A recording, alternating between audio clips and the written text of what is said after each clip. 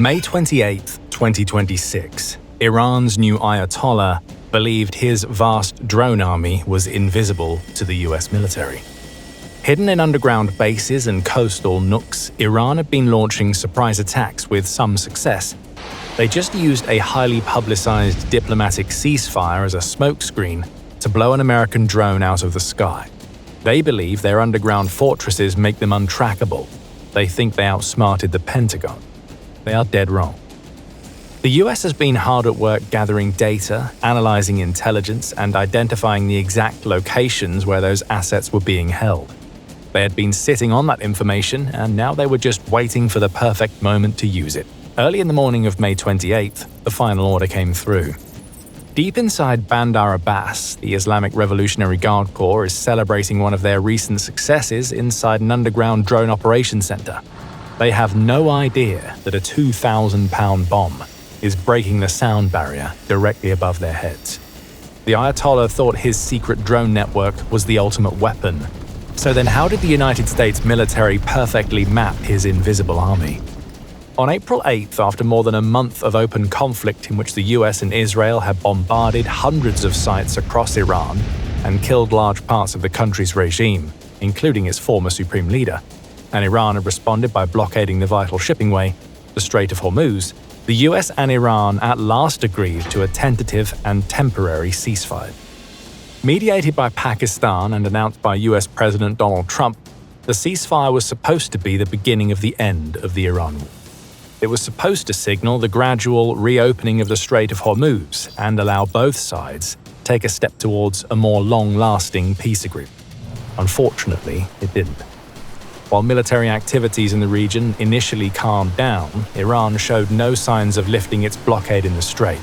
Ships continued to be threatened and prevented from passing through, forcing the US to take further action and instigate its own military blockade of Iranian vessels traveling to and from the country's ports. This in turn led to situations in which both sides were accused of violating the ceasefire. Iranian drones and missiles reportedly struck several neighboring states in April, including Iraq, and the US was compelled to fire on an Iranian vessel that attempted to breach its blockade on April 19th. By May, the situation had deteriorated further, with both sides involved in a series of back-and-forth exchanges.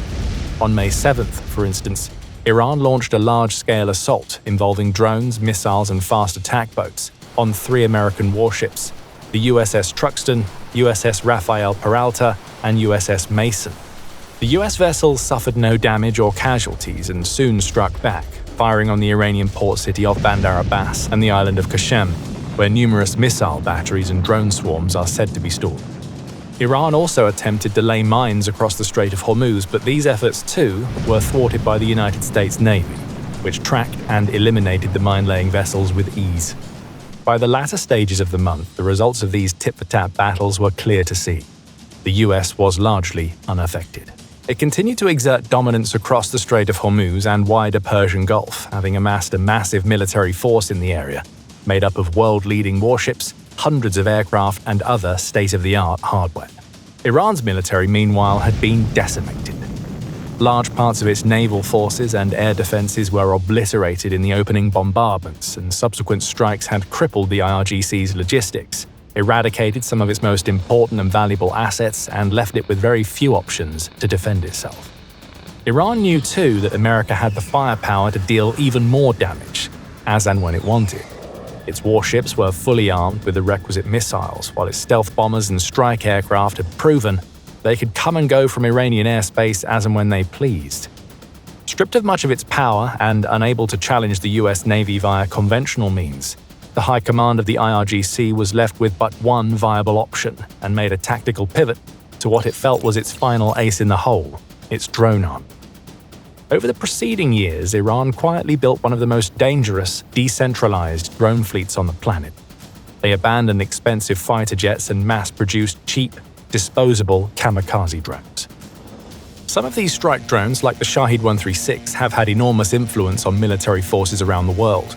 Russia, for instance, effectively copied this drone's design to develop the Geran 2 drones, which it's used extensively to bombard Ukraine, while the US was also heavily inspired by the Shahed-136 when developing its low-cost uncrewed combat attack system, or LUCAS UAVs.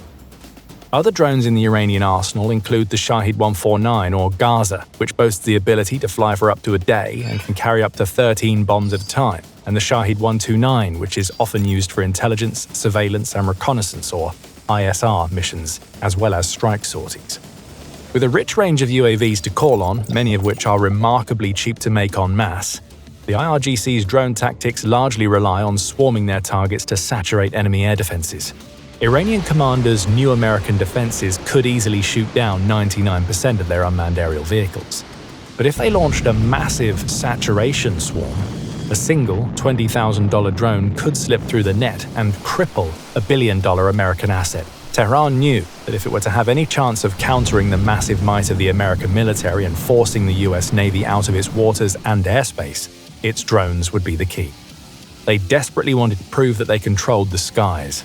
And what better way to show off the capabilities of those drones than by using them to attack one of the US's most expensive and impressive military assets?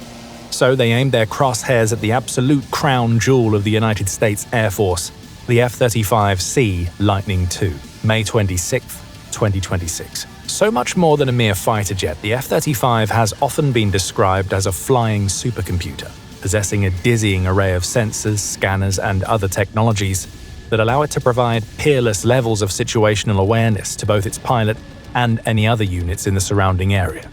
It's also said to be one of the stealthiest aircraft ever invented, with every part of its design, from its internal weapons bays to its radar-absorbent exterior, crafted to help it evade radar detection and supposedly pass through enemy airspace without being seen. But an Iranian drone is about to track the untrackable. It had found and subsequently started to monitor an American F-35 that had, in Tehran's view, made the mistake of entering Iranian airspace. Inside the cockpit, the F-35 pilot is alerted to a sudden pulsing tone, breaking the silence inside his helmet-mounted display system. His jet's sensor suite has flagged a sudden spike in radioactivity. Far below it, the low-profile Iranian surveillance drone has spotted the F-35, and it's already feeding real-time imagery to IRGC teams on the ground. Miles below, hidden among the rugged coastal cliffs of Iran's southern coastline, an air defense battery is being activated, with IRGC operators desperately scrambling to lock onto the jet's precise position. All that was left was to apply the finishing touch, to fire on the jet and, with a bit of luck, successfully strike it. But this wasn't just any target. It was one of the most expensively assembled and flawlessly designed pieces of military hardware ever invented. Much has been made of the F-35 program's trillion-dollar price tag, with critics questioning how well that money was really spent. And while there are discussions to be had over the pros and cons of the F-35's design, there can be no doubting the fact that it is an extraordinary aircraft, built to surpass all pre-existing standards of stealth and survivability. It represents decades of investment and development. Its shape was carefully engineered to reduce radar reflections. Its sensors collate and fuse incredible amounts of battlefield data, and its electronic warfare components are built on some of the most advanced military technologies of the modern age. But the F-35 wasn't designed just to evade detection. It was also built to cope in contested environments and counteract even the very best air defenses, evading interceptor missiles and flooding enemy radars with false signals, allowing it to easily escape even the hottest combat zones unscathed almost every time. So by the time the Iranian defenses had prepared to fire, the F-35 pilot was already taking the necessary actions. Relying on his aircraft's electronic warfare suite, sensors, and tracking arrays, they would likely have immediately jammed the enemy's defenses, sending out fake signals to confuse and disorient. Unable to acquire a clean target lock, the Iranian weapons stood zero chance of striking the American fighter, which quickly made its escape, exiting Iran's airspace with no damage at all. To most militaries, spotting an enemy jet but failing to bring it down would have been a non-event. But the IRGC was in such a desperate place that it painted this incident as some sort of victory. The military's high command proudly announced, via their state-affiliated media networks, that their radar operators and drone crews had managed to detect, track, and lock onto an American stealth fighter. They broadcast low-resolution images of the incident, grainy footage captured by the drone showing what appears to be the F-35 off in the distance, and claimed that they had effectively shattered the myth of America's dominance, demonstrating that the F-35 could be actively targeted by Iranian technologies. But there's a difference between spotting something in the sky and actually engaging. And there's another world of difference between being able to fire on an aircraft and actually being able to bring it down. All Iran had done was show that it could see an American fighter, which had then returned to base without a problem. No injuries to the pilot and no damage to the plane. That's the real success story here. But the IRGC wasn't done there. The very same day Iran announced the spotting of the F-35, it also revealed something a little more tangible, a confirmed strike on another far less valuable American asset, an MQ-9 Reaper drone. Also sometimes known as the Predator B, the General Atomics MQ-9 Reaper is a far cry from an F-35. It's a medium-altitude, long-endurance UAV, capable of both remote control and autonomous flight operations and introduced to service in the US Air Force in 2007. Hundreds of these drones have since been built, and they've proven their worth in combat operations in Iraq, Afghanistan, and other locations over the years. Numerous nations have invested in Reaper drones, including France, Germany, India, Spain, and Taiwan, and the US has used them regularly in Iran since the war began. Measuring 36 feet in length with a 66-foot wingspan and a height of 12.5 feet, these drones are significantly smaller targets than F-35s, but they're also much easier to hit. They're not designed with high-end stealth or survivability in mind, so they don't come with the same sort of EW systems, jamming suites, or high-speed evasion capabilities as world-leading fighter jets. Perhaps the IRGC was frustrated by how easily the F-35 managed to escape, and so desperate to score some sort of victory to power its propaganda machine, it turned its crosshairs onto the MQ-9, a significantly simpler target to take out. The drone in question was reportedly flying a routine intelligence-gathering orbit over the Persian Gulf when Iran opened fire and took it out mid-flight. The drone was destroyed, and the IRGC celebrated. It also announced that it had fired on a second drone, an RQ-4 intelligence collection drone to be precise, and reserved the legitimate and definite right to retaliate against any perceived violation of the ceasefire agreement. From a public relations perspective, it was a notable moment for the Iranian High Command. The IRGC had proven it could and would destroy Western weapons that got too close. But while it was busy celebrating, United States Central Command was already preparing its response. The Iranians may have thought they held some sort of advantage, with the new Ayatollah believing his vast drone army was effectively invisible to the enemy, with entire swarms secretly hidden in underground bases and coastal nooks. In reality, the US had been hard at work gathering data, analyzing intelligence, and identifying the exact locations where IRGC assets were being held. It had been sitting on that information, waiting to use it if and when the opportunity presented itself. In violating the ceasefire, Iran had handed that opportunity to its opponent on a silver platter. All that was left to do was execute the response. That response arrived on May 28th.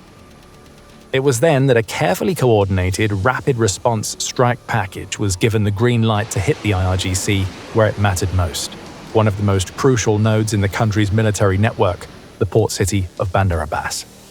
Situated on the southern coast of Iran, looking out across the waters of the Strait of Hormuz, Bandar Abbas is arguably the most vital naval nerve center in the IRGC's control. It has for years served as the headquarters of Iran's conventional navy, as well as the naval arm of the IRGC, and its strategic location has allowed Iran to exert control and project power across the strait and beyond. Even though the US destroyed large parts of the Iranian naval forces earlier in the conflict, the country still has a fleet of small boats, which it has routinely sent out in swarms to strike at American warships and commercial vessels attempting to traverse the waterway. Armed with rockets, mines, and machine guns, these boats may look small, but can pose a serious threat, particularly to cargo ships and oil tankers that aren't able to defend themselves. Then there's the drone and missile threat. The IRGC has deployed an array of aerial weapons from Bandar Abbas and the surrounding areas, sending its UAV swarms and anti-ship missiles into the skies above the strait to catch passing ships off guard. But the US knows all of this. It's been keeping tabs on Bandar Abbas, along with other strategic sites along Iran's coast, for weeks now. Only days prior, it took things a step further, striking the city in retaliation for the attack on the Navy destroyers. Now, it's ready to not just repeat those actions, but escalate them. Iran may have taken out one American drone, but the US was about to deal a far bigger blow in return. Early in the morning of May 28, the final order came through, and Bandar Abbas once again felt the full force of the United States military.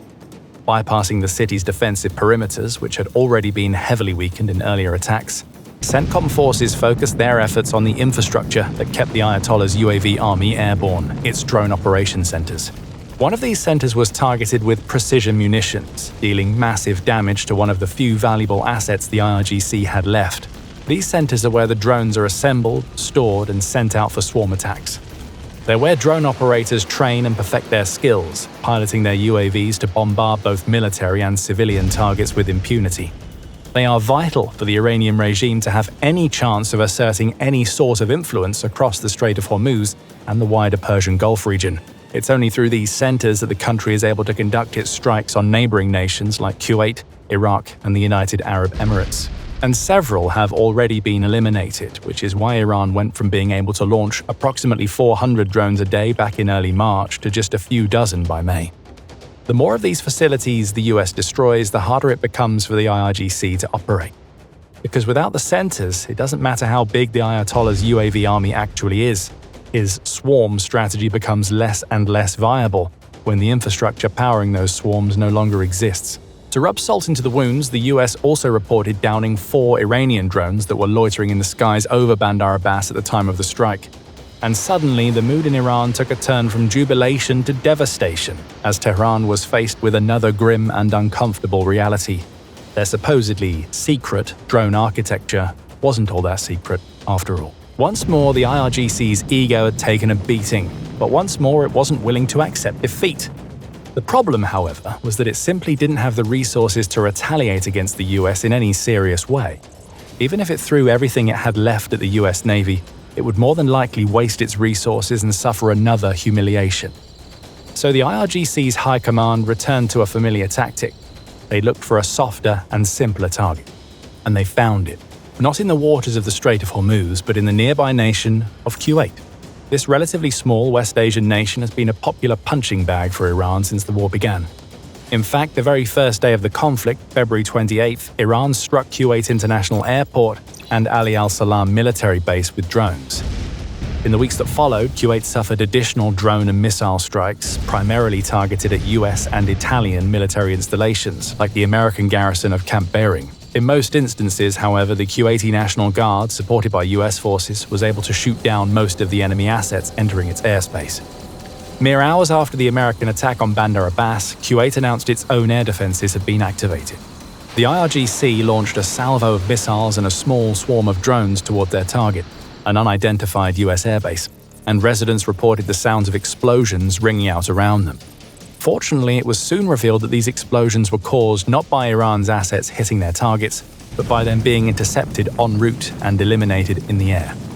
Given that the US facilities across the Gulf are protected with multi-layered, integrated air and missile defense systems, including terminal high-altitude area defenses and Patriot missile launchers, the Iranian weapons had almost no chance of successfully striking their targets, and no damage or casualties were reported on the ground in Kuwait. By this stage, while it still may have been clinging on to credibility in some nebulous form and still seemed to exist in the shadowed halls of diplomacy, the ceasefire between Iran and the United States was all but over.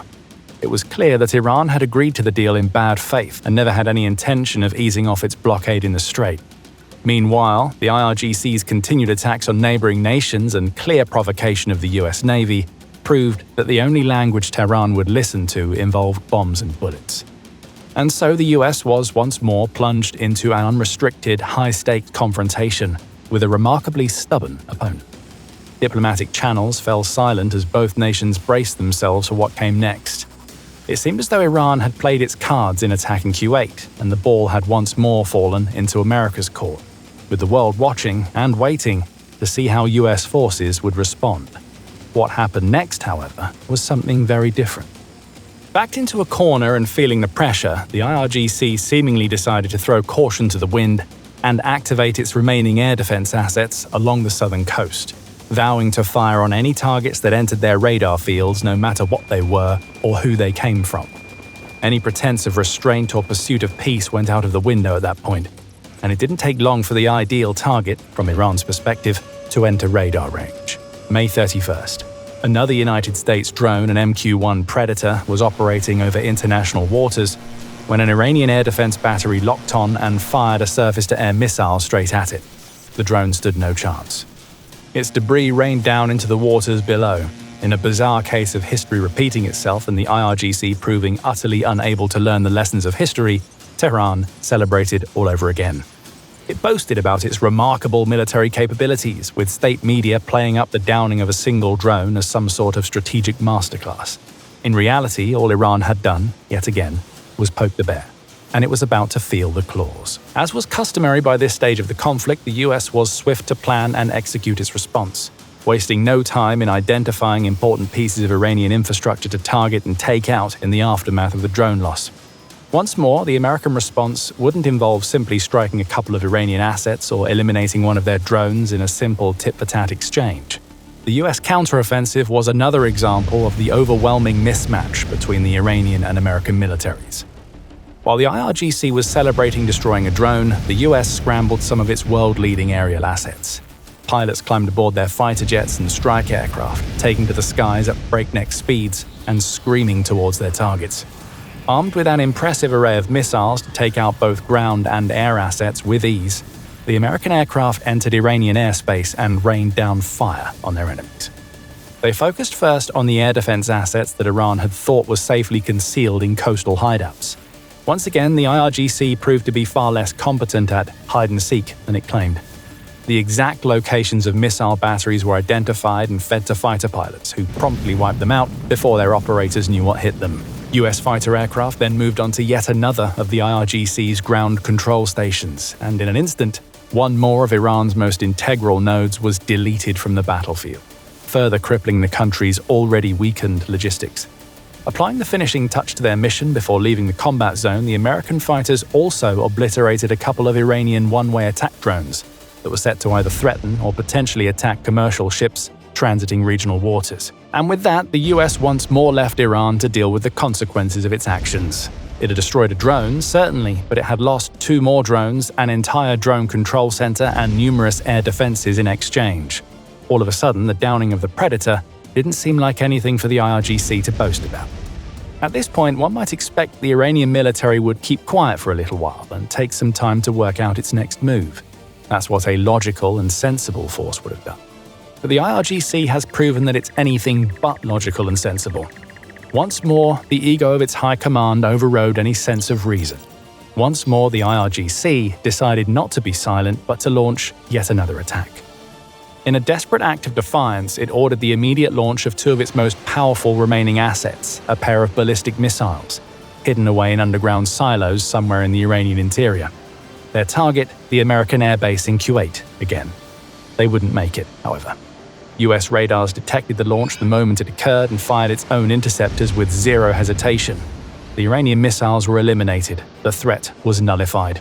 All of these attacks had taken place over a handful of days that have proven utterly disastrous for Iran. The final tallies for both sides told the story.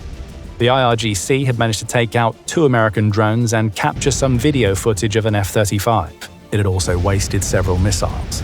The US, meanwhile, had wiped out 2 drone control centers, numerous attack drones, and a large number of air defenses, suffering 0 damage and casualties in the process. They had sent a message loud and clear.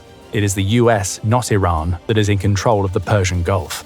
And any attempt to challenge its authority will be met with the most devastating response every single time. But obliterating the Ayatollah's drone army only secured the skies. To truly break the regime, the United States Navy had to choke off their billion-dollar oil economy on the water. To see exactly how an American fighter jet paralyzed a massive Iranian blockade runner by dropping a laser-guided bomb directly down its 6-foot smokestack, click the video on your screen right now, and we'll see you on the next battlefield.